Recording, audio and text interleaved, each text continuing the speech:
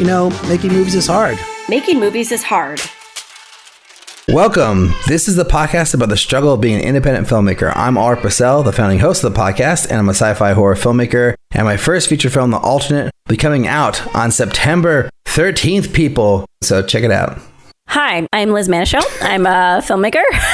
I've made 2 features, Bread and Butter and Speed of Life, and I'm currently in development on a smattering of others. I do sales, and I'm also a distribution consultant, and I am the former manager of Sundance's Creative Distribution Initiative. This week, we welcome writer and manager Leyla Kader Dahm onto the show to talk about her long career in Hollywood, how she found her way into management, and what she does in her day-to-day as a manager. After that, we have an article from IndieWire and our favorite of all favorite writers, Eric Kohn, about the long delay a film has from being praised at film festivals to hitting theaters or streaming. And then Liz asked me a question, maybe. And then we also read a brand new iTunes review. Probably. Well, that's for sure. But first, Liz, how are you doing? I'm sick. I feel like we all went through the pandemic, and we're still in the pandemic, obviously, but for 2 years, none of us were sick. And then I've been sick twice in the past 2 months because of daycare. Other than that, for the horror film, Amy and I have these conversations that shake me to my core in that we're like, why are we doing this? What are we doing the right thing? Is this the right story? What should we be doing that's different? Is this a horror film? I don't really know. So we had one of those conversations this morning. It makes you nervous that you're not making something good anymore because the foundation is shaky. So that's what's on my mind. I don't know if you've ever felt like that. I feel like most writers feel the way we're feeling right now at some point in their project. Yeah. Well, it's good to question what the movie is and what it wants to be, because I think that's very important. Like, because you might want it to be something, but then it might want to be something else that you don't care about, or that you hadn't even thought about, So I think those kind of questions are good, and they can be scary. I feel like that process of like really getting down to like the root of what your movie is like what will make a good movie eventually. Because, like with The Alternate, we totally did that. Like it was a completely different script in the very beginning, and it's morphed into very many different versions of itself over the 6 years or whatever that I was writing it, actively or inactively, depending on the year. But, eventually we distilled it down to like what I thought it should be, basically, like what the best version of the story was, like make sure everything that was connecting to the theme of the story and to like the characters, and that nothing in the movie was extra, that everything was intentional to serving those themes and the story and the characters, themselves. And I feel like doing that is really hard, but I think what you're doing and it really necessary. So it's actually, you're saying it's like, oh, it's scary, whatever, but it's like, actually, it's really good to hear that you're doing those things, because a lot of people don't care about that stuff. That's a good point. And it all stems from, I won't out them, but someone who listens to our show emailed me and they were like, hey, I want to start coaching filmmakers and supporting them. Will you be my beta test, essentially? And I was like, yeah, I would love a coach. I need a coach. I can't, And we worked out a system where we're in a trial relationship right now. And he watched everything I ever made. And he said to me, this horror short you made, Witchy, and then your first film, Bread and Butter, are the ones where I see you most clearly. And the other things, I don't really see you. And I was like, that's really amazing, because those are the things where I see me most clearly too. And then we established what that voice was, and I call it Pervy and Weird, which I think is my brand. It's Pervy and Weird. And then I started looking at this horror film that Amy and I are writing, and I was like, is it pervy enough? Is it weird enough? Does it reflect me enough? And it kind of spun out into this like evaluation thing. I think it's really hard to look outside when you're inside, right? You're inside the script, and it's hard to look outside, and it can kind of spin you backwards a little bit. But I agree. It's coming from a good place. We're working on it, and it's nice to know that I have permission to be pervy and weird as much as I want to be. What are you doing? Be pervy and weird. Be yourself. I don't think you're a really pervy person, but I like that description of your work. It's very interesting. Yeah, I'm doing okay. I had a really intense week last week. I had like a little bit of a panic attack on Wednesday, because I was just doing too many things and like trying to like load my schedule with too many commitments. And I was having a conversation about this thing that we're pitching that I've been so excited about, and I've been talking on the show. Probably talking about it on the show too much, to be honest, but I guess I'm just too excited about it. So yeah, I don't know. But anyways, like I was having a conversation about it, and I just like I couldn't breathe. I couldn't talk, and then I like started to like shake. I hung up the phone, and like I was able to not like show anything weird on the phone to the person I was talking to, so that was good. But then I basically like got into bed as fast as I could, and then like I just had to drink water and like count and breathe, and it was like an hour of like shaking and convulsing until like I could calm down and actually sleep. And then I got sick for like a day or two, like really 2 whole days. And then finally Friday I felt better, but I basically was like, I have to stop doing so many things. Like I got out of a commitment that I was for this movie that I was helping out with. And then I, basically just decided to like just focus on the things that are really important, like my own projects and my day job, of course. So just trying to simplify things. That was kind of like a wake up call. Like I can't do too much. And, it was really scary because like, when you're in it, you like think you're going to die basically. and then you're like, oh, wait, I just need to breathe and drink water and breathe and drink water. And eventually I'll get through this. And, my wife was really great. She helped me, deal with it. And I was supposed to be watching my daughter at the same time. So she was able to take over and watch her. And yeah, it was all a lot. But things with that project are going well. Like we turned in everything that we needed to turn in last week, and now we're just waiting to hear back. And it's like, since we've turned everything in, like we've heard nothing again. It's like been complete crickets, which is like how it goes, I guess. It's just been a few days. It's been like 1 business day, right? It's been 2 business days. Yeah. I think you're okay. But it feels like, it feels forever in the time, like considering that we were like, communicating every day, and like they were asking for this and that and this change and that change and whatever. And so like to go from that to nothing feels like a lot. But I'll probably check in with him, with my contact, in a couple days and just, see if there's any update. But I mean, I feel like this whole thing is just like, it's totally pie in the sky. It's like, you just got to let it go. And I need to focus on my own writing. I was working on a new idea that I had recently, and I really, really fell in love with this concept, and I've been working on it. And then when this whole thing happened, I basically just put that aside and just focused on the prep work for this pitch. And I'm realizing now it's like, okay, well, however exciting this thing is, and like, sure, like you could read the script again and give notes and whatever, but you don't want to spend too much time on it because, it may not get any further than where it is at right now. So it's probably better to put that energy into something that I own and control. And that's my own thing that like I can make on my own. I don't need these magical investors to make it happen. Like I can probably raise the money myself for this next one. So I don't know. That's kind of what I'm going through. It's sort of a lot, but it's been good. It's been like kind of a back to basics sort of last few days. And it's been great to like have a life again and get to go to bed at a reasonable time and, not have to do things all weekend and just actually have a weekend off with my family. Like that was really nice. That was really nice.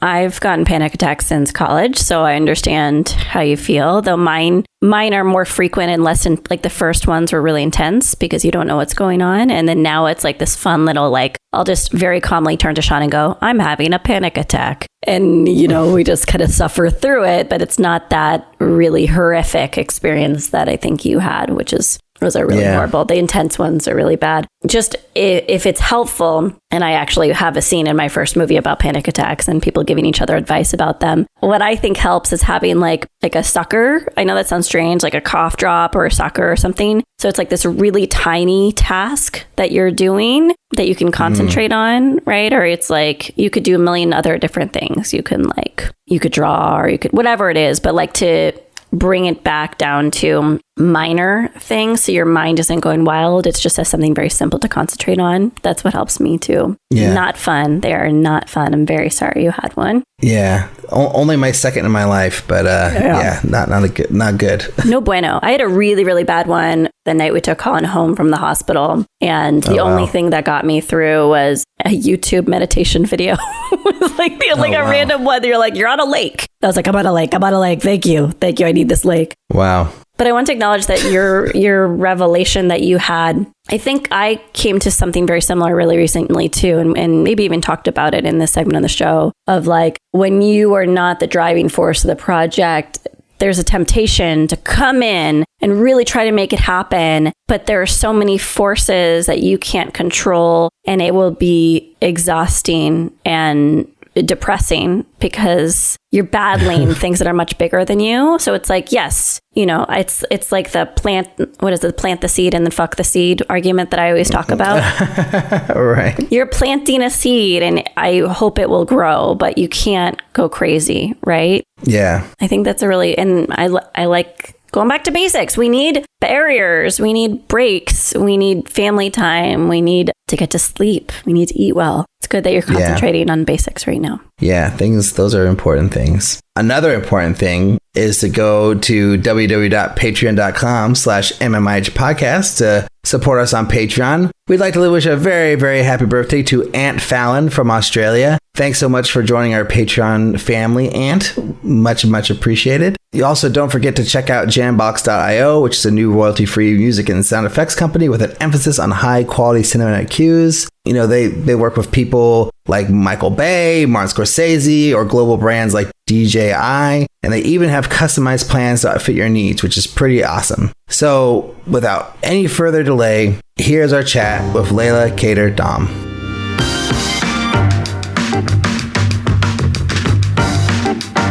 All right, so thank you for being on the show, Leyla. So can you give us a little bit of a taste of you? Could you give us your 1-minute bio or however you want to introduce the world or reintroduce the world? Well, I feel like I'm so old now. A 1-minute bio is a little tough, but I'll do my best. So I grew up in the Midwest. I grew up outside of Milwaukee. I went to a small liberal arts college called Carroll College. My dad taught there, so I was forced to live at home. And my dad drove me to school, and it was very weird. It was like high school, but it was college. So after that, I was like, I got to get as quickly and far away from here as possible. So I went to grad school at Cornell. And this is like early internet days. So I didn't really know what was out there. Like, I didn't know that many facts about like the film industry or like what kinds of jobs were available. So at the time, my dream was to go into public relations. So after Cornell, I moved to New York City. I had an internship doing PR at Comedy Central. The CEO of Comedy Central, his assistant said, when you're done with this internship, I'm going to hook you up with a temp agency that places people in the entertainment field. So I went in for my meeting, and literally when I was sitting there, the head of the company said, oh, they have an opening at Miramax Films. Like, what do you think about working at Miramax? I was like, I mean, that sounds amazing. So I started there literally the next day, and I was very lucky. I started in the development department, didn't know what development was. I was surrounded by people who went to film school, so it was a rude awakening. But luckily, I had, in grad school, reviewed movies for the Cornell Daily Sun. So I already was in sort of a critical frame of mind when it came to film. And, you know, I worked at a movie theater in high school. Like, I was a huge film buff. But it just didn't occur to me like that these jobs existed. So they gave me a script to read, and I was so nervous. It was like the highest stress reading of a piece of material of my life, because I knew if I had smart things to say about it, they would keep me around. And if I didn't, I'd be out the door, and I would just be there, you know, maybe that day and perhaps another day to answer phones, and that would be it. So luckily the executives liked, you know, what I had to say about the script they gave me to read. So I stayed there for 2 years. There was a hiring freeze at one point. So then my options were very limited in terms of like moving up within the company. And they said, you can go into casting, which quite frankly was like my worst nightmare. Like, I'm not a fan of, I admire people who work in casting. I personally don't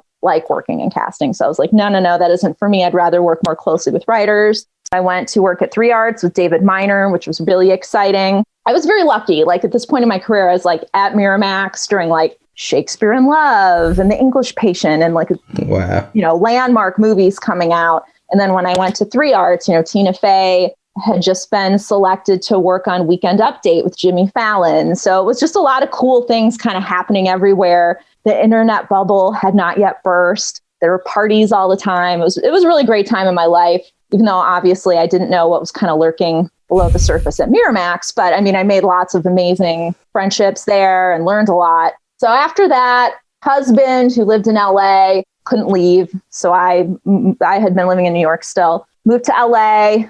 I don't know. I did many things for many years. You know, I was a writer's assistant, director's assistant. I mean, I'm so old. When I was a director's assistant / screenwriting assistant, the guy I was working for used to like dictate his screenplays into audio cassettes, and I had a dictaphone, and I would sit and transcribe his screenplays on the on the computer, literally with a dictaphone. I don't even know if they make those anymore, but already by the time I was using it, it was like technology, if you want to call it technology, that was going out the door. But he didn't know how to type, or maybe it was just willful ignorance. Like, I'm just not going to learn how to type. I want other people to type for me. So yeah, long story short, then I was, doing my own writing. I sold a script to Nickelodeon. We ended up moving back to New York because my husband got a job. My husband is also a writer. He helped launch the Colbert Report. So that brought us back to New York. So I had my kids and I was just kind of doing my own thing. And then we ended up moving back to LA because he wanted to switch to sitcoms. So he wrote on The Middle for 4 years with Patricia Heaton, and that was a great gig for him. Meanwhile,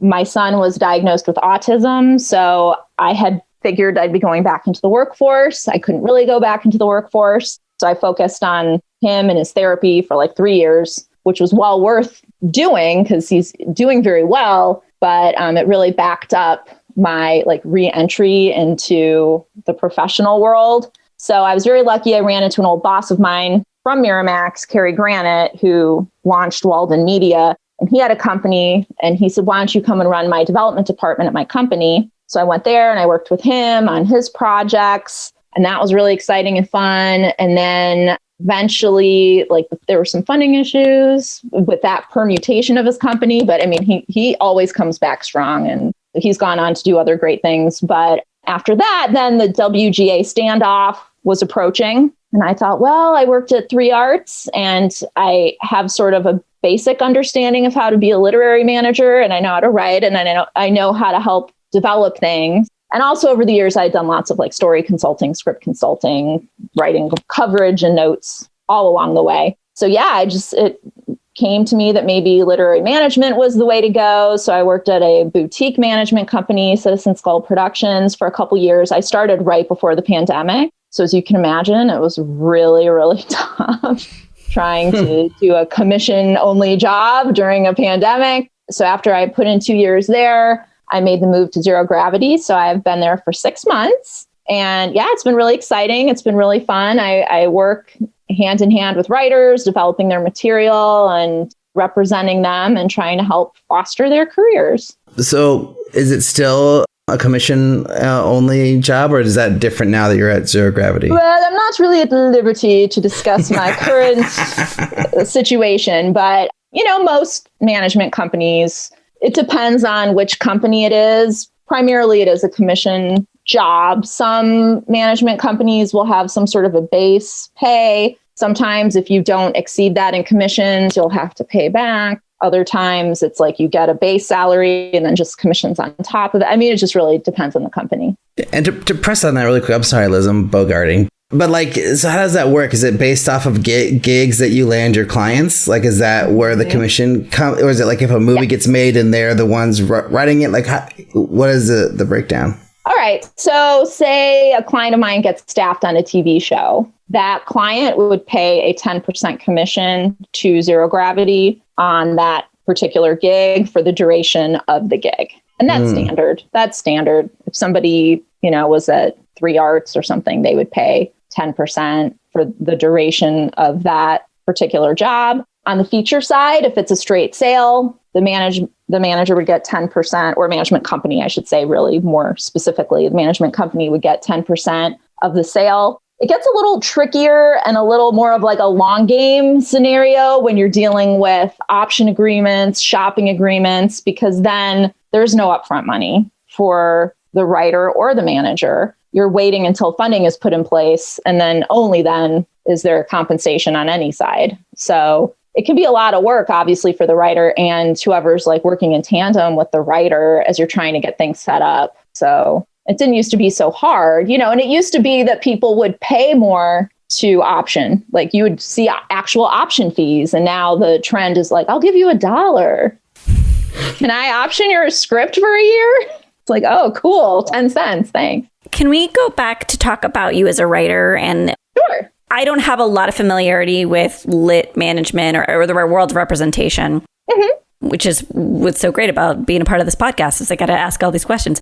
But do you ever sense any conflict or any concern being a writer and also working in representation? Like, do you feel like you don't get to scratch both itches, left brain, right brain? Is there any kind of conflict, or are you able to have your cake and eat it too, so to speak, write and rep? Well, I would definitely say my primary focus is on my clients, on helping shepherd their projects, on helping them with their writing, getting their careers going, giving them advice. In terms of my own writing, I look at it more as something I do on the side and for fun at this point. And I think, I mean, quite frankly, I'd become a little burned out. It was many years of me trying to make it as a writer. And, I was a represented writer. I had an agent and I had a manager. And so I think the reason a lot of people enjoy working with me is because I do know how it works from both sides and how it feels from both sides. And I think that's fairly rare when it comes to a representative, when you're dealing with somebody. Like, I've gone out for staffing season unsuccessfully,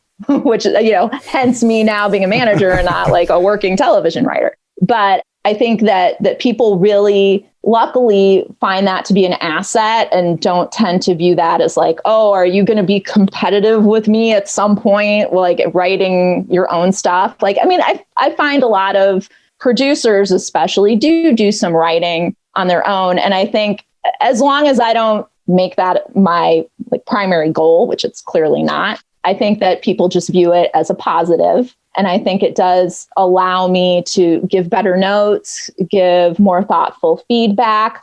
I'm giving notes the way a writer gives notes, more so, I think, typically than a manager gives notes. My notes are, what is the least amount of work that you can do as a writer to get the script to the place where I can take it out and hopefully sell it or interest people in your writing? Whereas I think perhaps somebody who is not a writer in their own right, they're not as cognizant of like how much work writing really entails. So they might be like, just redo this, just redo that, page one rewrite. Because to them, it's like, they think writing's easy. Like, I think that's the fallacy. Like, a lot of people think, oh, well, you're sitting at a computer anyway, searching up stuff on the internet. Everybody's always just sitting at their computer. So you might as well just write a screenplay. Or I don't know. It's funny to me how often people are like, oh, well, do you have another sample? Oh, do you have another sample? Like, there's always that mentality. Like, can't you just churn out something else? Like, oh, you're a writer. Like, no problem. Just do another draft. Whereas,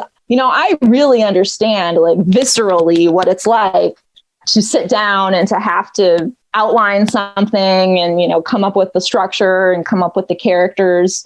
So, yeah. But in terms of like my own writing, I mean, I've really put that on the back burner. But I do, in my own way, kind of scratch that itch, to answer your question, by helping other people with their writing. So can you talk about your experience with your reps when you had reps, and then like how you're trying to do things differently now that you are a manager yourself, and like what that kind of experience is like going from one to the other?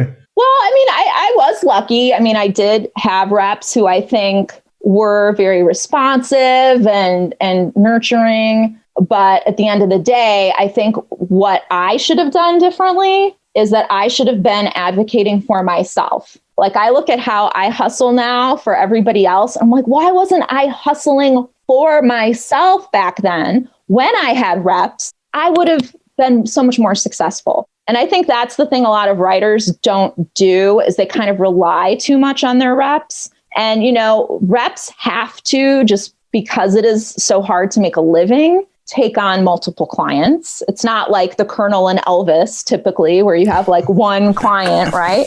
So, it ends up being a numbers game for the reps to try to make a living. So conversely, it's like the writers should be using whatever time they have or whatever resources they have at their disposal also to further their own careers and network and make connections. Because I can tell you, I didn't help myself. And like, if I could do things differently as a writer, I would go back in time and I would have been emailing producers.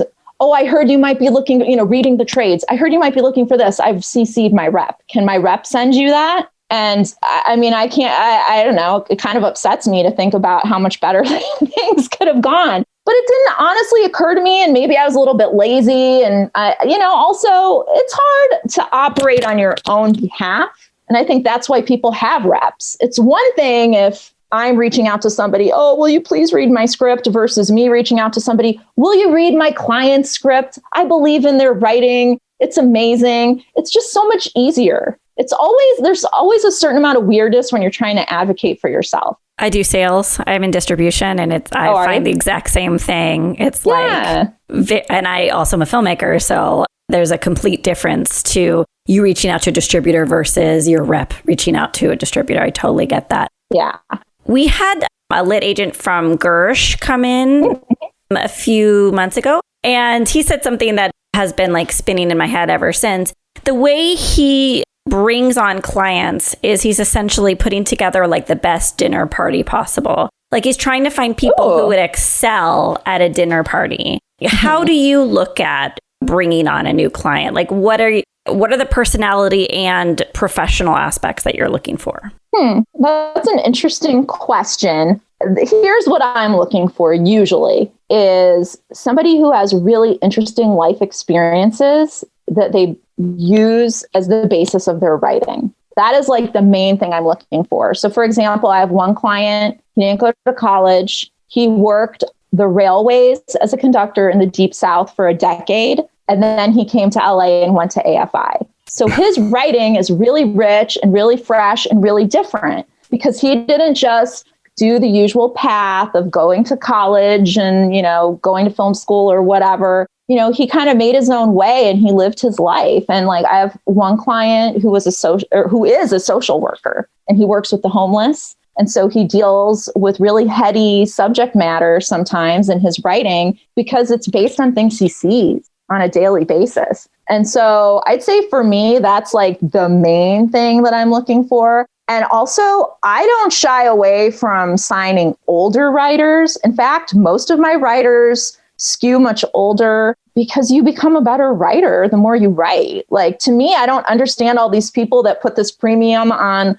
like, I want to get the fresh-faced kid right out of film school. I'm like, why would you want somebody who's still like learning, really? Like, of course, there's value to that. And some people are way ahead when it comes to their professional development. And of course, there are some people who, like, right out of the gate are amazing writers. And, those are people that I kind of have a lot of resentment toward secretly. But in general, the people who have more developed voices and who are better writers are people who have lived and who have written. So for me, I just look at the writing on the page. In terms of a dinner party, I can understand that point of view, and that makes a lot of sense when it comes to networking. It makes a lot of sense. Like, those are the people that you want to send out to meetings because they're going to do great in meetings. And I think that's sort of the weird dichotomy with being a screenwriter in Hollywood when it comes to like pitching and writing, because somebody can be an amazing writer and a lousy pitcher, or vice versa.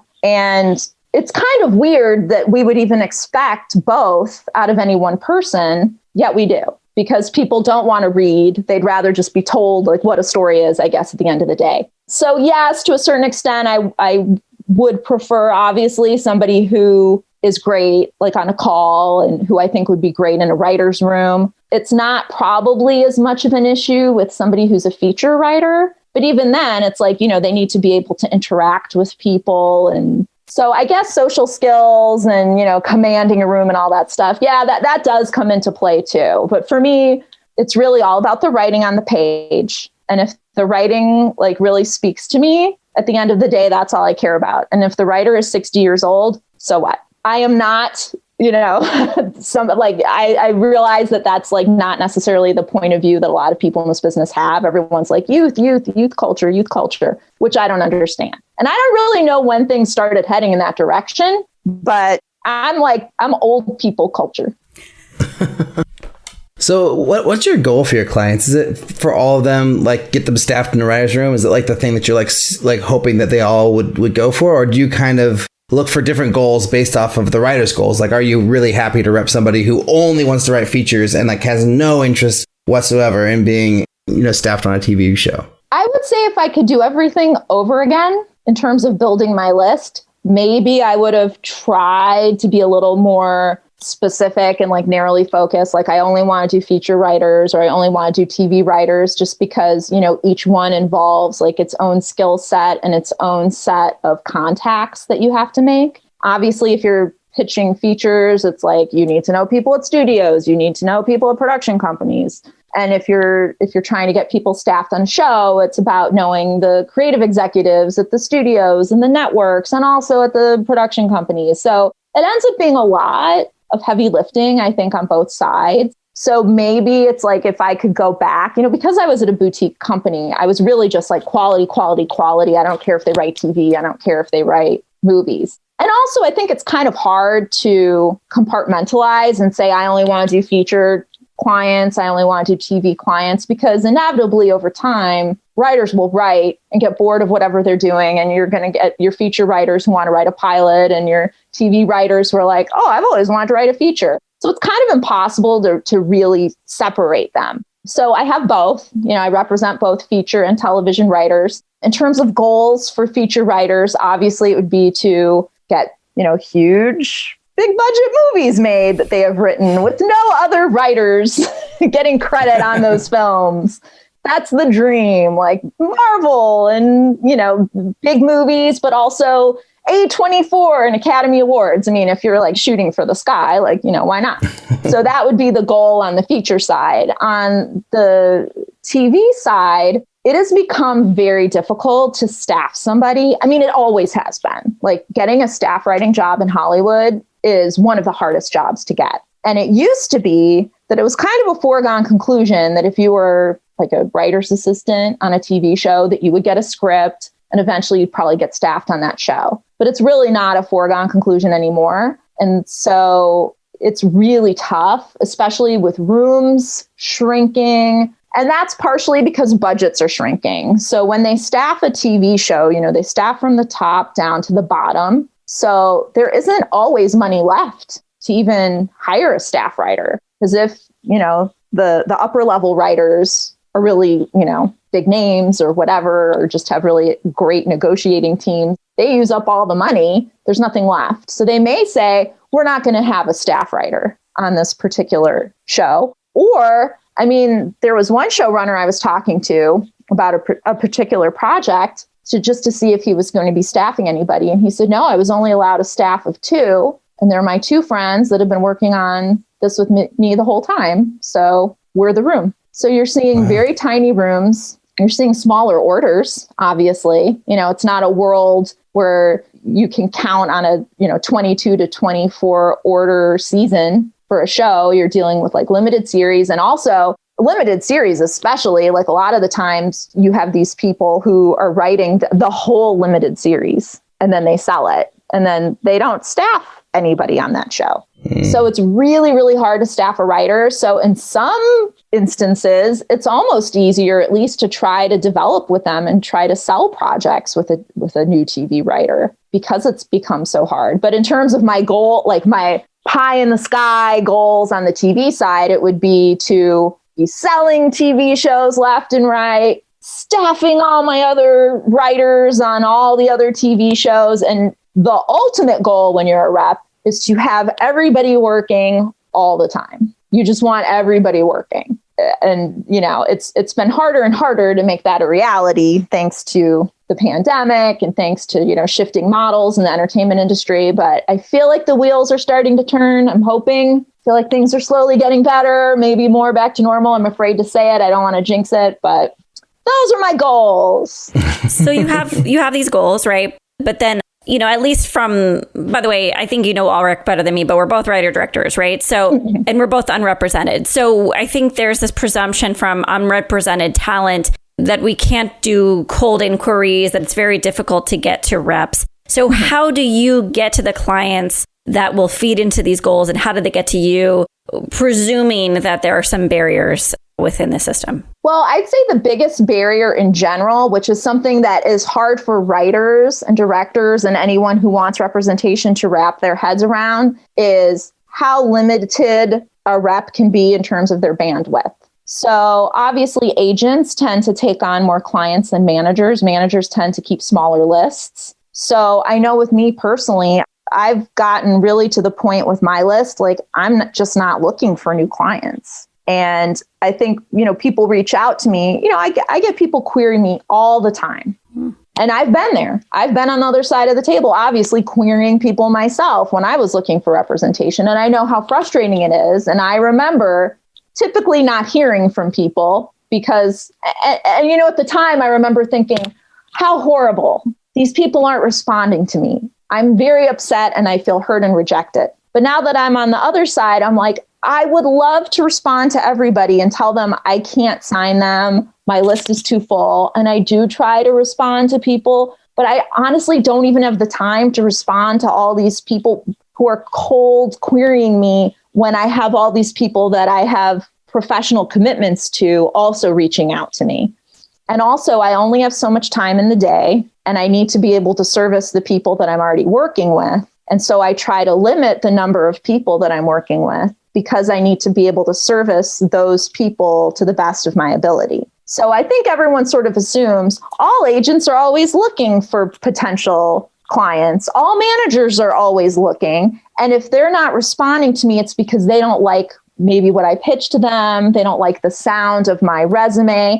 And that's probably not the case at all. It's probably just, I'm just not really looking for clients right now. It could also be, I'm not really interested in this thing you pitched me. I mean, that's also part of it. I would say there are a couple ways that I feel like most reps nowadays get clients. One, obviously, personal recommendation. And another is I do feel like a lot of reps watch the contests to see. And I think there also is this feeling that like, oh, if I do well in contests, my career is really going to kick into gear. I think usually the best you can expect from a contest is that maybe you'll get a rep. I think sometimes things sell that people have seen in contests. I don't think it happens as much as people would like to think it does. I don't think there are that many projects, and maybe I'm wrong, that producers like see in screenwriting contests and then like take all the way to the finish line. So I think that contests are a great way. I mean, I feel like even recently, like social media, people have been making great connections. One of my clients like posted about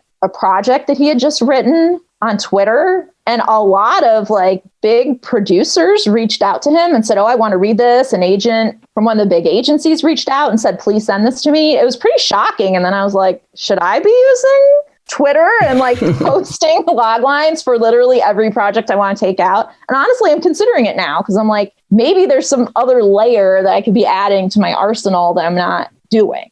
I have to jump in really quickly with that.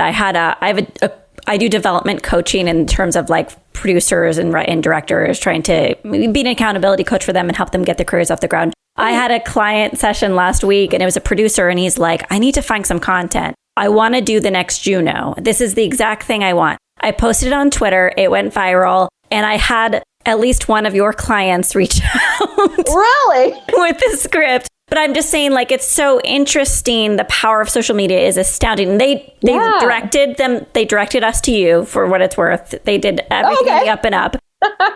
But it just astounding what just saying, like, here's an opportunity on screenwriting Twitter can do for a project. Yeah, so I wouldn't overlook that and just I think networking in general, at least now that maybe there's going to be more in-person stuff. If you can do in-person, obviously that's better. I know everybody doesn't live in LA. I think we at least have gotten to a point with people accepting other people working at home. Like I do have some clients that moved out of LA during the pandemic because it's just become so hard to afford living in Los Angeles. And I'm like, I don't care where you live. Like you can live anywhere. I'll still represent you. Because there's Zoom. Like you can do meetings via Zoom. Okay, worst case scenario, you have to fly to LA for a week or a few days. Like fine, but you don't have to live here. And I think it used to be that like reps would only really seriously look at people unless they lived in LA. So I think that's been maybe one like quote unquote good thing about the pandemic is it's like opened up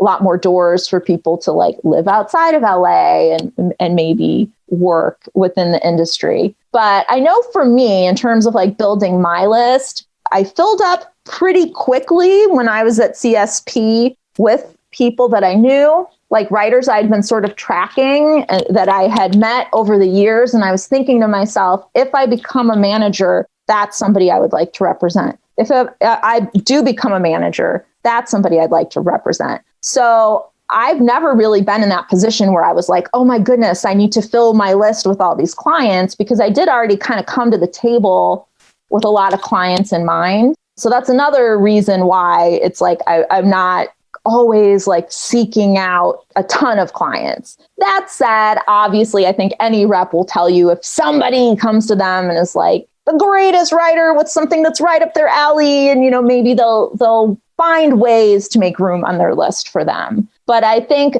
if you're looking to sign, a lot of the time, if you're looking to be signed, I should say, it's better to approach maybe junior agents and like people that have just become managers, because they'll be in that same position that I was in, where like that's that moment of opportunity where their lists are as empty as they'll ever be. So I would say always kind of watch the trades, like who's the new group that was just promoted at UTA? Who are the people who are new agents at any of the agencies? Those are probably the people that are best to reach out to. They're going to be hungrier, and they're going to be looking, and they're going to have availability, and they're going to have time. So those are probably the people that makes the most sense to go after on the representation side. And like, when you're going after, sending a query letter to a potential manager or agent, what is like the ideal thing to send? Is it just like one log line, or is it just like, this is who I am, I'd love to send you something? Like, what do you want to see in your inbox if you were looking for a writer?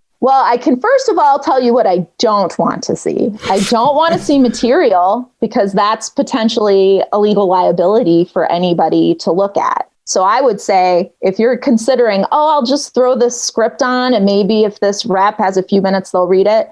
They're not going to read it. They'll say, this writer shouldn't have sent me material that I did not request. So I would say never attach material. Even if it's a pitch, even if it's an outline, just don't send it. You have to wait until it's been requested, because part of this whole little song and dance, right, when you're first like establishing contact with a potential rep, is to show that you know how to play by the rules. And if right out of the gate, you're like, I think that I can just send material that is unsolicited, you're proving that you actually don't really know how the system works. And that's a big no-no, is to send unsolicited material. Log lines even, I will be honest with you, not so long ago, I sent a query letter before I was a manager. I remember sending a query letter to a management production company, and I did put the log line in. And I remember I got such a nasty email from their legal, like business and legal department, saying, this log line is very similar to a project that we have in development, blah, blah, blah, cease and desist. I was like, oh boy, yeah, this is a rude awakening. Like, don't even send a log line. So what I would say, if you're reaching out to a potential rep,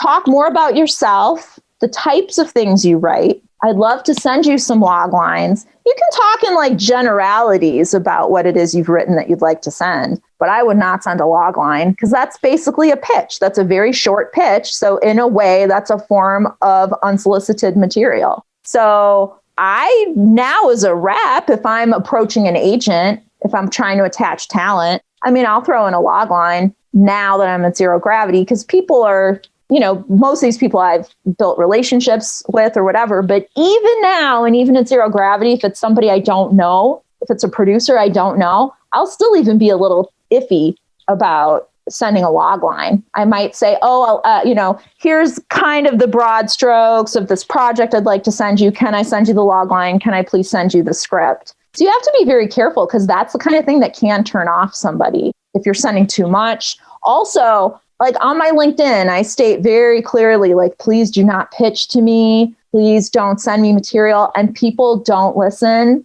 And it's like, those are people I'm not going to consider, because I said very obviously. So if you're not following these directions that I do not, for legal liability purposes, want you to send me unsolicited material via, instant message or whatever, don't send it. That, I promise you, that rep is not going to be like, well, this one time I'm going to read it. They're not. They're just delete or just ignore. If you're a filmmaker like Liz and I, Would you consider sending like a trailer along to one of your movies or something? Does that seem like a good way to introduce yourself, or is that also I would ask. It's like kind of too much too soon? I would actually ask. I would say, may I send you a trailer? Something else that I will say I've been seeing lately, which kind of turns me off, is people will send me like, here's a link to my calendar. Here's when I'm available if you'd like to meet me. Why don't you schedule your appointment to meet with me at my convenience? I'm like, no, my schedule is so insane. I can't do it to your convenience. You have to do it to my convenience if I were to reach out. But also, and not to, it's a little presumptuous. Like, I would never have thought to do that. I wouldn't even do that now. Like, it's a weird power imbalance. Like, if they're seeking your support, why aren't I? Yeah, I agree. And I'm certainly not going to pretend like I'm any big Hollywood player. Like, I'm new to the management game. I've failed in many capacities in this business, which is why I keep having to reinvent what I do. I'm not somebody who, has a big ego or whatever, but I do think like you have to just assume that if you're reaching out to somebody else and basically saying like, please take your time and please consider me, that, it's like you're kind of operating like within their window of availability. You're not expecting them to adopt yours. So you said something that I don't know about. So I wanted to ask you about. So you said like when you approached talent, you reached out to an agent to attach talent to a project. So again, I'm so very indie that like this is new to me. So I know that managers can produce versus agents cannot produce. But are you saying in that instance, you were taking on the producer role and starting to develop like a package for that project on behalf of the writer? Yeah, basically, because a lot of times there are nowadays, some of the streamers, they say, bring us something turnkey, which is to me the worst term I've ever heard in relation to a project. Turnkey. I already feel like a real estate agent working on commission, right? So I'm like, really, turnkey? So I'm supposed to do everything. And then I'm like, interesting. So I'm supposed to attach a director and I'm supposed to attach all the talent. What are the development people doing? Because when I worked in development, that's where all the fun was. So it seems very weird to me. And I think it's just about mitigating risk. I think it's just because it's easier for them. And maybe, their plates are so full assessing material that it just tips the scales easier for them. Oh, well, this one has an A-list actress attached, therefore it must be good. So it goes to the top of the pile. I mean, that's the only thing I can think of. So yeah, like I'm often as a manager / producer in a position where I'm reaching out to stars, production companies, or their managers or their agents saying, I have this great project. I'd love to attach your client. Is that possible? Would you please, it's kind of like begging, right? It's like, see, we all beg in our own way, depending on our role in this industry. So it's like, for me, the begging comes and it's like, will you please read this unfinanced piece of material? And most of the time it's, oh, wait, it's not financed? No, that's okay. It used to be easier, I think, to a certain extent. Like I even remember me just as a writer with my like production company when I'd reach out to agents, like even at the big agencies back in the day, 5, 6, 7 years ago. Hey, I have a great script.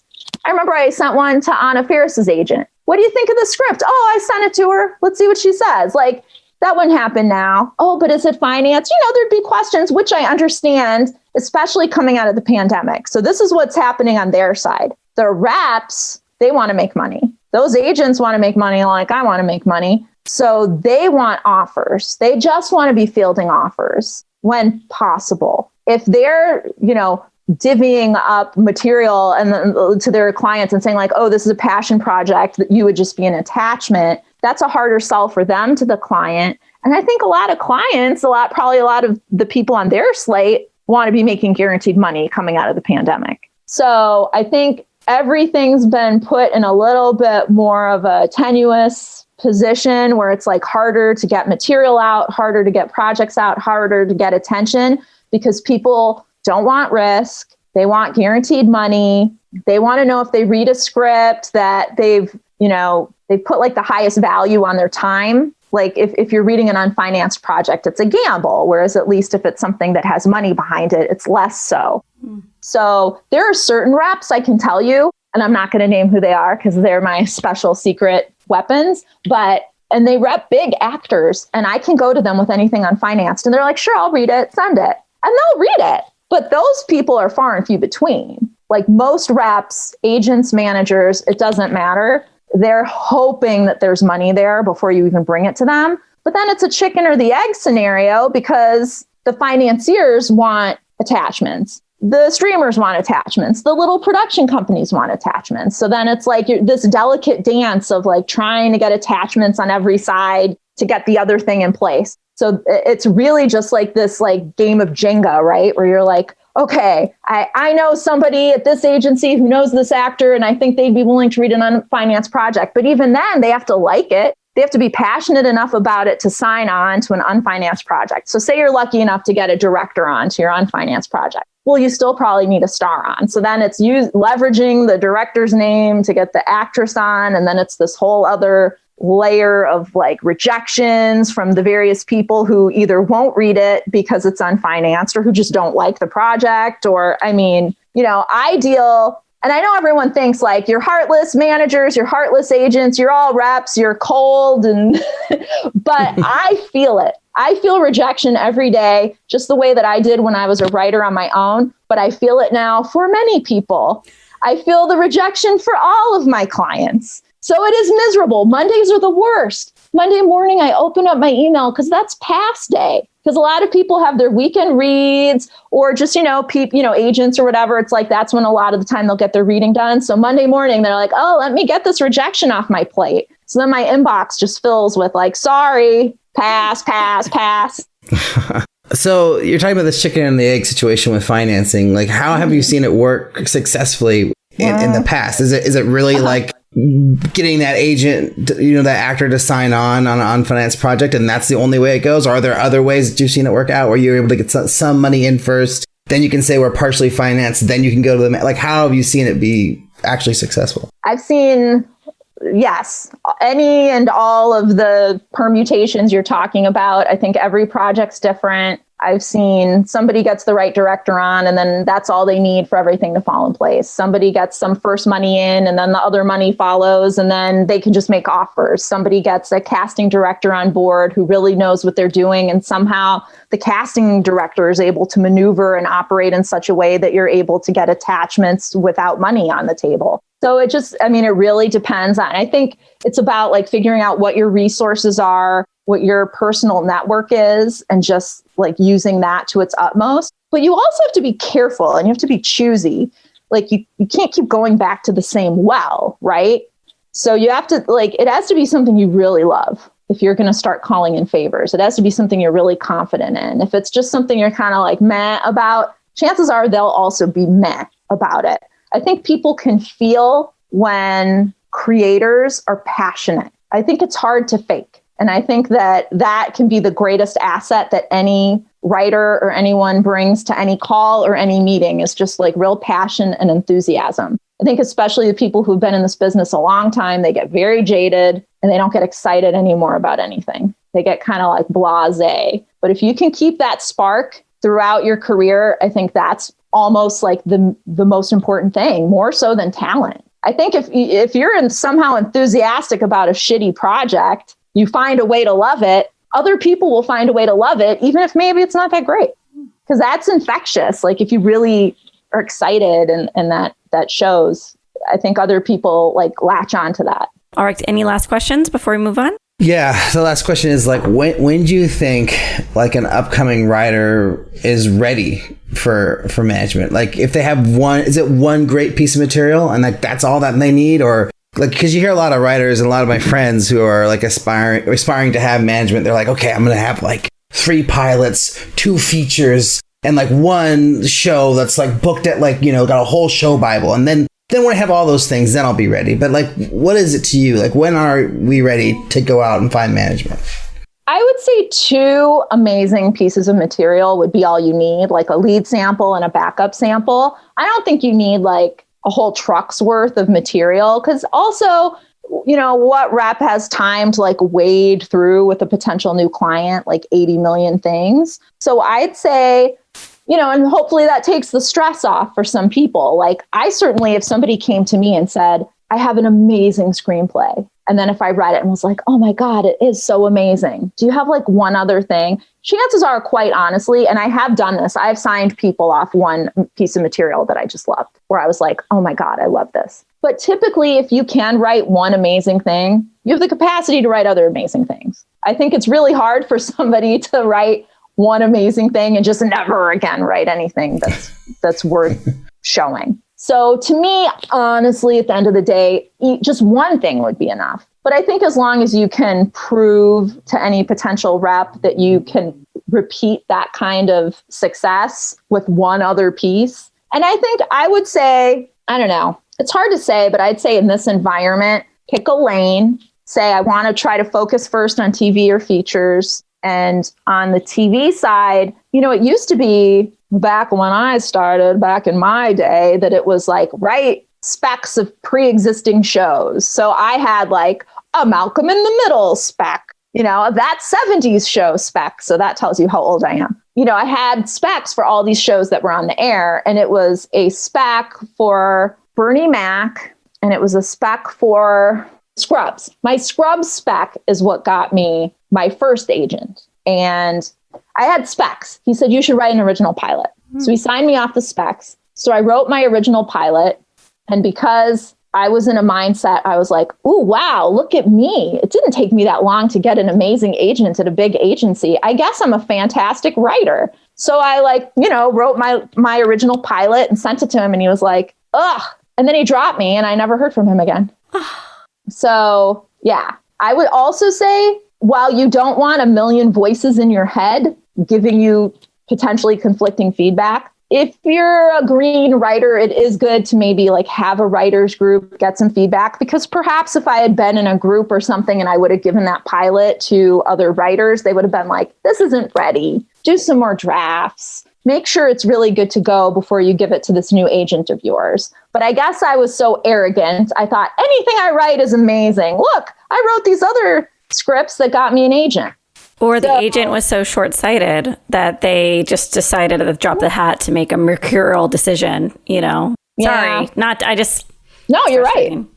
Yeah, and it was very upsetting because it was so exciting to me as a young writer to be signed. And then I was like almost as quickly dropped. So I know, like I said, I know what it's like on all sides. And then after that, I went through quite a few reps. Like sometimes it's like, with finding a great medical doctor, like you have to go through like a few before you land on the one that you really like and you really want to stick with, you feel comfortable with. I think also some people have like different dynamics when it comes to their relationship with their reps. I know some people feel, especially starting out, like the rep is their boss. Other people, like I've had writers that, clients that were just like friends, I'd say I have that relationship with most of my clients where it's like we're pals, but I also represent them. And I think that's a really healthy relationship to have. That said, there's, a certain line of like, okay, I'm the rep and this is what I do and you're the client.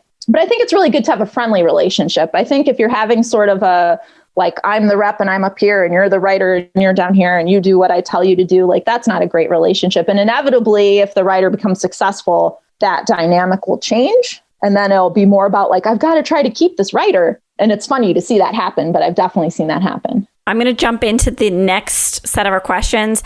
Sure. And I'm going to try to kind of rejigger this one, but what's the first film you made? And we use that, produce, write. We're a part of a larger contingency, being a part of this studio film, whatever it is. And how do you feel about it now? All right. I would say the first film that I had anything to do with in a semi-substantial way was when I worked at Miramax Dimension Films' Spy Kids. And in terms of support staff, it's like I was a development assistant, so I wasn't on set. It was more filing things and arranging things. But that was the first movie that like I was there from like the beginning to end, where it's like the script came in, everyone was talking about it. I was in on a lot of the decision making. In terms of my contributions to the movie, I'd say it's like, practically nothing, but I was there for all of it. So in my mind, that's the first movie like that I had maybe like in my heart, some ownership of. What do I think of it now? I think it's still a great little family film. I think as with anything that deals with special effects over time, you kind of look back and you're like, okay, that'd be done perhaps a little differently today. But like Robert Rodriguez, like did it all himself. Like it was really impressive. Like he did all the special effects, I think just like on his home computer or something. So, but yeah, that was one that was interesting because when it came in, people were like, Robert Rodriguez wants to do a family film. Okay. And it was fun to see it take off because the other movies, some of them that I made there weren't perhaps as noteworthy. What's the best filmmaking advice you've ever received?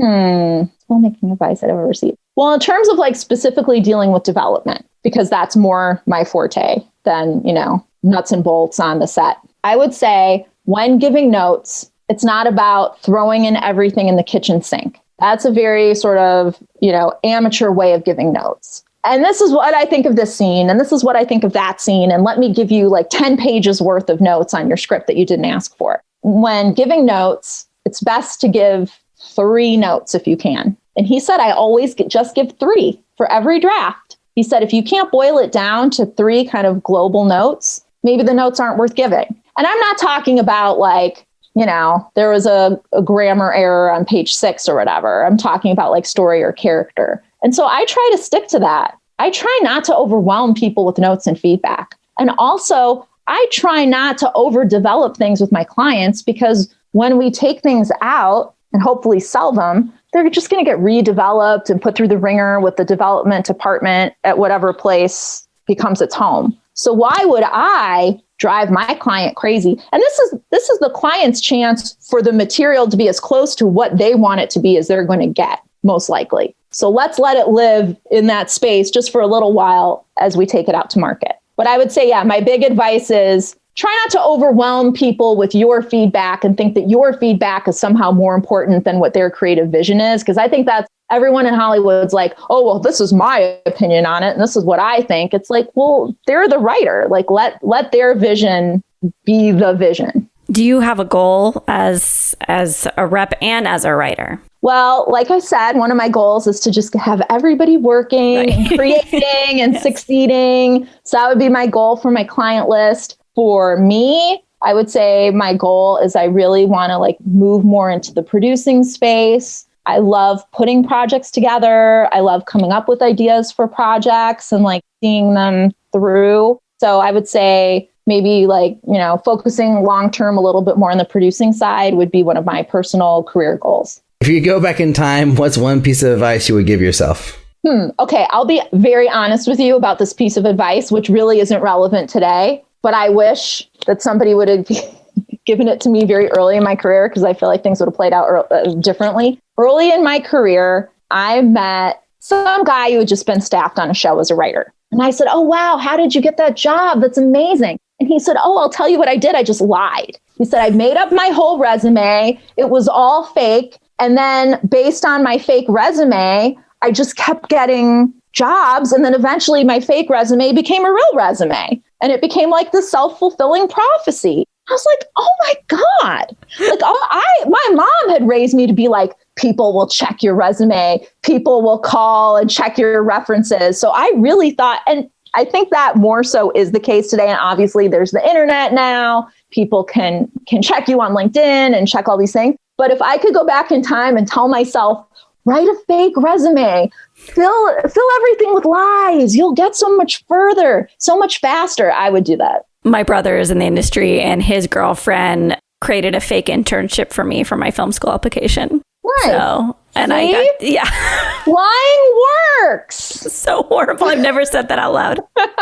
And the final question, is making movies hard? I mean, yeah, it is really hard. It's so challenging. And I think part of the reason is because it is a group endeavor. So, if you want to be a stand-up comedian, imagine how great that is. You get up on a stage, it's all you. It is unadulterated, you and your material. And that's one reason why I really love stand-up. And I love going to see stand-up a lot. And actually, when I worked at 3 Arts, I used to frequent the clubs and I used to see people like Kevin Hart and Jim Gaffigan, like very early in their careers doing stand-up. And it was very clear even then, like they're going to be huge, they're going to be big stars because their material was amazing. But it's all them. And when you're dealing with film, it's obviously a lot of cooks in the kitchen. And that's why things can go wrong. And, and things can go wrong at any point in the process. So it can be bad editing, it can be bad directing, it can be bad writing. But I would say the one thing that I've always found to be true is you will never get a great film from a bad script. You can get a bad film from a great script because so many things can go wrong along the way. So the one thing that I always,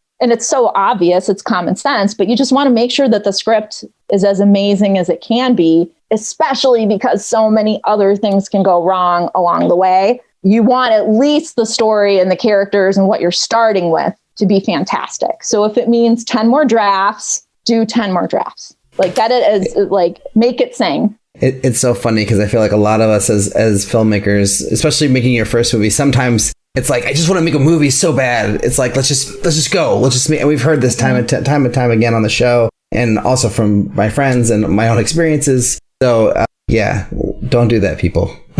Put time. Make sure your script is very important.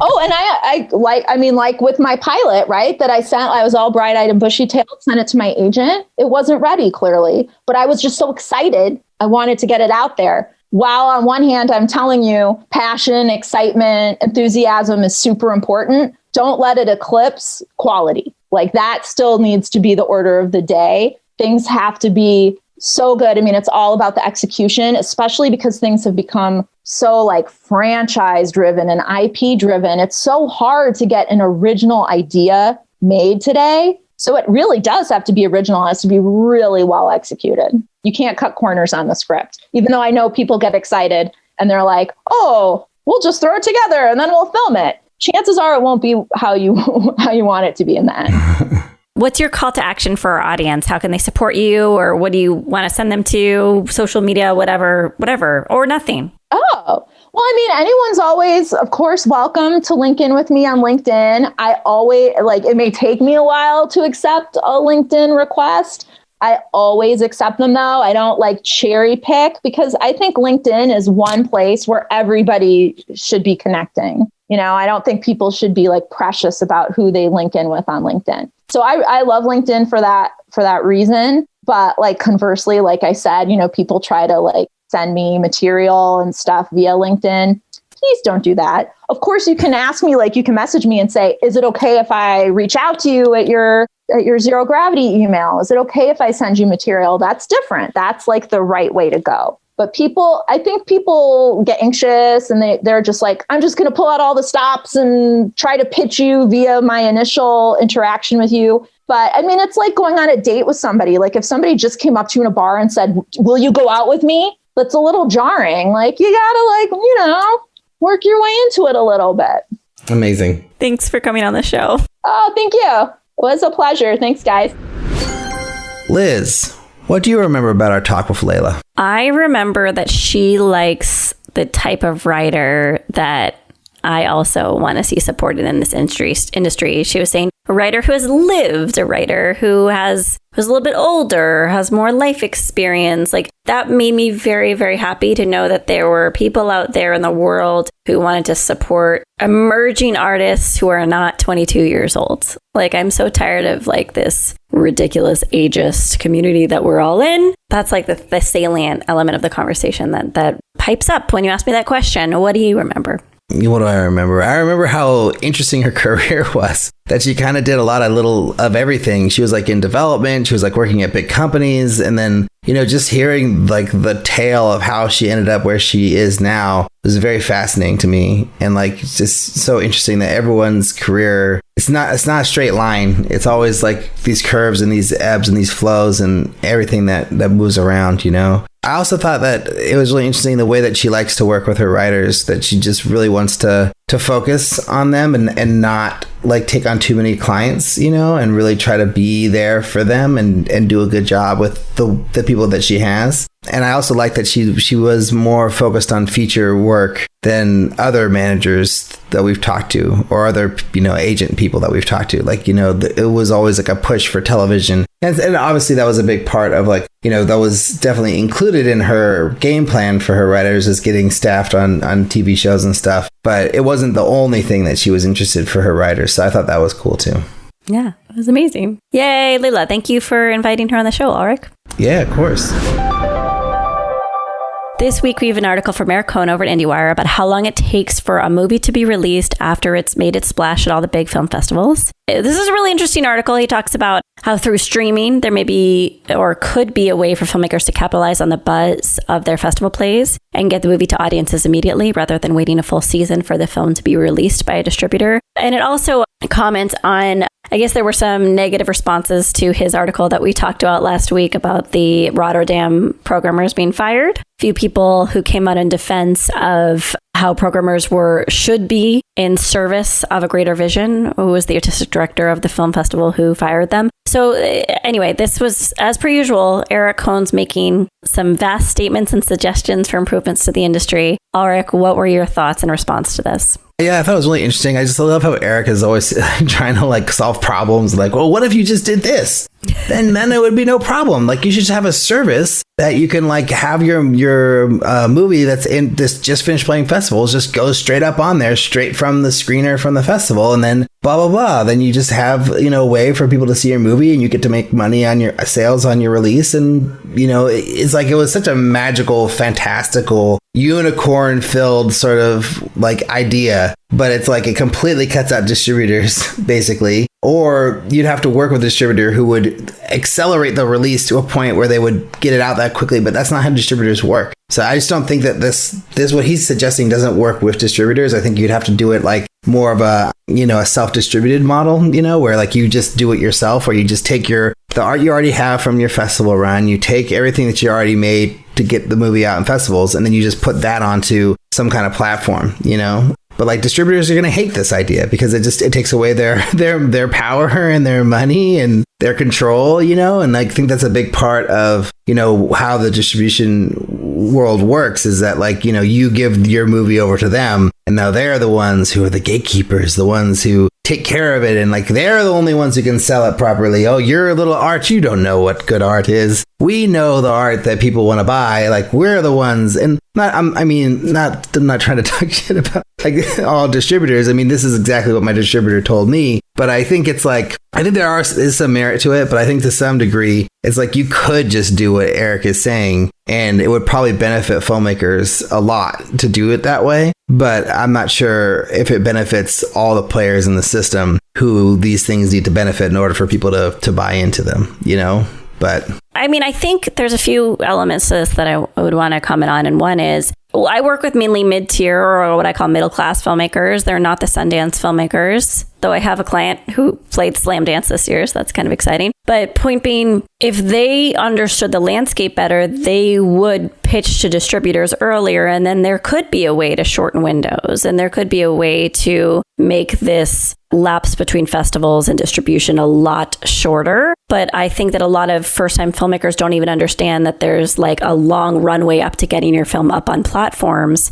It's at least 5 months usually. You sign a contract, you don't go live until at least 5 months until after that contract is signed. If you bake that into your timeline, there could be a world where you can get a little bit of festival promotion and dip right into the release of your film. I think it's very possible. But the issue is, and I've noticed this about Eric Cohn, is that he makes these grand statements for improvements to the industry that are based off of what top tier filmmakers experience. So like me playing, I love Woodstock, but me premiering at Woodstock or me playing Cleveland International, wonderful festivals, lovely festivals. Only really the local market is paying attention to that film festival. The buzz that I'm getting will only translate to those people who are aware of that film festival and its connotations, whereas the film festivals he speaks on have a global stage. He talked about TIFF, he talked about Sundance. Like, we can go on and on about these top tier film festivals and their influence versus mid-tier film festivals and their influence. So I just think it's frustrated that he offers these solutions and say, well, you can build on buzz. And it's like, well, what kind of buzz are the filmmakers who play, Naperville Independent Film Festival getting? They're getting local buzz. They're not getting national press. So I don't think that's really a solution for the mid-tier filmmaker. I also want to acknowledge that we've been talking about using your festival run as your theatrical run for like years. And we should be. That should be seen as our theatrical run. There should be more blending of the rights. There should be more overlapping of availability. We should be able to be everywhere at once. It's the ridiculous controlling nature, just like you said, of all the people involved in these windows that is dangerous. And then he referenced the Amazon Festival Stars, which is such a flawed program to begin with. And he talks about it as like that it was a potential savior for this industry in that there was a floor. Amazon Festival Stars, if you remember, they gave films like a specific license fee if they played certain film festivals. And the film festival would be like, if it was Sundance, it was something. If it was South by, it was something else. If it was Tribeca, it was something else. It was Bentonville, you know, like the festival deemed what the value of the film was. But distributors, shitty distributors, would just absorb those Amazon Film Festival fees and then provide an MG that was like $10,000, $15,000, $25,000 more than that, and would exploit that system in a way that filmmakers weren't really benefiting from it. So I'm just acknowledging that like that wasn't a good situation for filmmakers either. And what we need is flexibility and a willingness for all windows to work together and for filmmakers to be aware of the timeline of distribution so that they can utilize all of this to their advantage. There's my soapbox. I could go on. I won't. Nice. I'll ask you this question. So priming this for everyone listening, like in our staff meeting yesterday, I was like, I'm going to ask Alrik a question. So he already knows the question, but I'll say it out loud. And it's, how do you schedule your week when someone says, let's do this, you know, let's have a coffee or let's have a meeting? How do you decide where to put them and why do you do that? And how do you make your calendar as efficient as possible? Because I have little tricks on my end, but I wanted to know, what am I missing? I am very bad with this right now because, you know, I basically have my daughter for 3 days a week for 5 hours. And so those 5 hours, like I can't really take anything that, you know, isn't during one of her naps, basically. And so, and her naps just changed, so it's all very different now. But basically, that was how I would do things. Like if it was during a nap time, I would try to schedule any like creative meetings or any like film related meetings during one of her naps. And then, you know, I have to also juggle my day job schedule. So it's just trying to, you know, make sure I don't have a real meeting, or not real meeting, but a meeting for my day job during that time. And so it's just trying to like manage all the pieces, you know. I mean, I wish I was doing things like blocking off an hour to write every day and, you know, focusing on those things. But like basically, you know, it's like just a rush to get my tasks done so that when she wakes up, I'm ready to take care of her, you know. And then on Mondays and Fridays, those are the days where I don't have to watch her at all. And so those days I schedule more things and I, you know, tend to try to, you know, do some things for myself or, you know, put some time to creative projects on those days. But yeah, basically, it's like, it's very disorganized right now for me. It's like getting everything that I have to get done. And then if I have time left over, then I can put it towards even answering creative related emails or emails that are just for me and not like work emails. Or I can, you know, maybe put some time into writing or like thinking about a project or something. But I'm sure you are like a boss at scheduling because you're a freelancer. And you're creative, and you're a mom too. So I'm sure you've got like everything figured out. So like, let us know like what your scheduling tips are. Well, I make it known that I'm very focused on time so that people don't take it personally, or I hope they don't take it personally. But in the space of the call, at some point during the call, I reference that the call will be ending soon. Because to me, I think some people presume that meetings are an hour, and that shouldn't be a base presumption. I also send out calendar entries with the duration of the meeting that I can fit in, right? So if like all my meetings for consulting, if I don't know the person very well and it's a first meeting, it's, you know, a half hour. And I'll reference in the email, I'm happy to take a 20 to 30 minute call. Like it's basically my experience is like making sure the other person and you are on the same page in terms of duration. And then there are certain people, I really love talking to you and Eric, I'm not talking about you guys, but there's certain people who really trespass against like those boundaries. And then those are the people that I put up against other meetings where like I will specifically schedule something that I'm really nervous about right after that, so that I'm frantically I use every trick in the book to make sure the call doesn't go long, because there are people who just have no sense of how much time they take in a phone call or in a Zoom. All right. So I have certain strategies like that, but I block out Monday, Wednesday, Friday mornings for hiking and a shower. And then what I've been starting to do is every day from 4 to 5, if I can afford it, I go outside and I try to read, for fun, for just a little bit. I've not been able to do it for a few days now, but I know everyone has their hacks and I want to hear what they are and I want to use them. But mine is really both an offensive and a defensive strategy, because I think the core of projects not moving forward seems to be people just wanting to wax about philosophically about how to put a film together rather than actually putting a film together. And that drives me crazy. Yeah. People love to talk about how they are going to make their movie, or how you should make your movie, but people don't necessarily just make movies. Yeah. I feel like the amount of people I've talked to about making movies is this big, and the amount of people I've actually made movies with is this big. Right. And that's just, I think that's the nature of the business, right? There's just so much talk, so many opinions, so many people who think they've got it all figured out, or they're gonna make their movie, or they can help you make your movie or whatever. And I think it all comes down to just making it, and all the talk is just extra, basically. Yeah, no, absolutely. I'm producing this guy's first feature, and he sent me a latest draft of a script. It's wonderful. It's really good. And I sent him notes, and he wrote me, he's like, do you want to talk about these notes? And I wrote, no, I don't. And I felt just really I felt really evil about that. And I was like, if you like them, use them. And if you don't use them. We don't need to talk about them. If you have a question, you can ask me. But what is the point of talking about the notes? I think we talk things to death. Speaking of that, we are hosts of a podcast. I shouldn't, but I don't think we talk anything to death here. But just an acknowledge, maybe it's just an encouragement for everyone to do more, talk less. Maybe that's what it is. Yeah. I feel like when I was trying to make my feature, I was always trying to figure out what are the conversations to have that are actually going to result in the movie getting made. And I feel like the things that the conversations to me that actually result in something constructive is scheduling conversations and shotless conversations. Mm-hmm. I think those two things are huge. And then if